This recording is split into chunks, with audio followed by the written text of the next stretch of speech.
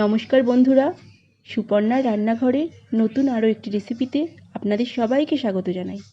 আজকে আমি আপনাদের সাথে একটি বেগুনের রেসিপি শেয়ার করব। নিরামিষ দিনে তো বটেই, আমিষ দিনেও আমিষ খাবারের পাশাপাশি এই রেসিপিটি কিন্তু আপনারা রাখতে পারেন। বাড়িতে অতিথি আপ্যায়নের জন্যও এই রেসিপিটি কিন্তু অনবদ্য। চলুন তাহলে আজকে রেসিপিটি দেখে নিই। প্রথমেই আমি বেগুনগুলোকে লম্বা লম্বা করে কেটে নিয়েছি। এখন দিয়ে দিলাম স্বাদ অনুসারে নুন আর হলুদ গুঁড়ো।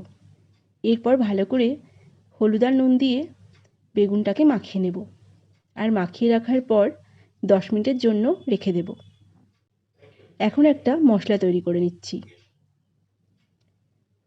নিলাম জিরের গুঁড়ো, ধনের গুঁড়ো আর কাশ্মীরি লঙ্কার গুঁড়ো। এরপর কিছুটা জল দিয়ে ভালো করে সমস্ত মশলাটাকে মিশিয়ে নেব। নিয়ে নিয়েছি কিছুটা টক দই, খুব সামান্য কর্নফ্লাওয়ার নিলাম। কর্নফ্লাওয়ারটা দেওয়ার কারণ, রান্নায় যখন আমি টক দইটা ব্যবহার করব তখন টক দইটা কিন্তু অনেক সময় ফেটে যাওয়ার সম্ভাবনা থাকে, এক্ষেত্রে আর ফেটে যাবে না। ভালো করে ফেটিয়ে নিয়েছি। এখন একটা কড়াই গরম করে বেশ অনেকটা পরিমাণ সর্ষের তেল দিয়ে দিলাম। এখন বেগুনগুলোকে ভেজে নেব। এই রান্নাটা সর্ষের তেলেই ভালো হবে, তাই রান্নাতে অবশ্যই সর্ষের তেলটাই ব্যবহার করবেন। এরপর ভালো করে বেগুনটাকে ভেজে নেব। এদিক ওদিক করে দুদিকটা লাল করে বেগুনটা ভেজে তুলে নেব। এখন বেগুন ভাজার তেলেই ফোড়নটা দিয়ে দিলাম।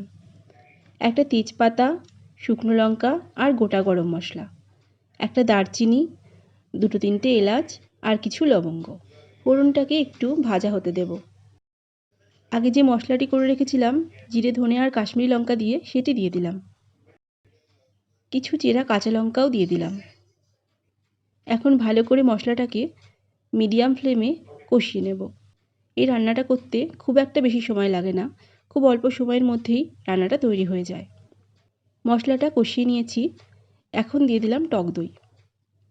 টক দইটা দেওয়ার সাথে সাথেই খুন্তি দিয়ে কিন্তু নাড়াচাড়া করতে হবে, তাহলে একদমই টক দইটা ফেটে যাবে না। আর যেহেতু টক দইটা ফেটানোর সময় সামান্য কর্নফ্লাওয়ার ব্যবহার করেছি, তার জন্য টক দইটা কিন্তু একেবারেই ফেটে যাবে না। এরপরে দইয়ের বাটি ধুয়ে কিছুটা জল দিয়ে দিলাম, স্বাদ অনুসারে নুন দিলাম। আবারও ভালো করে মশলাটাকে কষিয়ে নেব। তবে খুব বেশি নুন ব্যবহার করা যাবে না, তাহলে একদম নোনতা হয়ে যাবে। খুব সামান্য পরিমাণ নুনই এ রান্নায় প্রয়োজন হবে। এখন দিয়ে দিলাম স্বাদ অনুসারে চিনি। আবারও কিছুক্ষণ মশলাটাকে কষিয়ে নেব।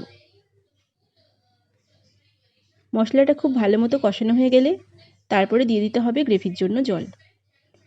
অবশ্যই জলটা বুঝে শুনে দেবেন, খুব বেশি জল দিলে পাতলা হয়ে যাবে, আর এই রান্নাটা একটু মাখামাখাই ভালো লাগে। এরপরে আমি ঢেকে দেব আর ঝোলটাকে ফুটতে দেব। ঝোলটা ফুটে উঠেছে, আর এখন ভেজে রাখা বেগুনগুলোকে দিয়ে দেব। বাড়িতে অবশ্যই রেসিপিটি একবার করে দেখুন, আপনাদের খুবই ভালো লাগবে আশা করছি।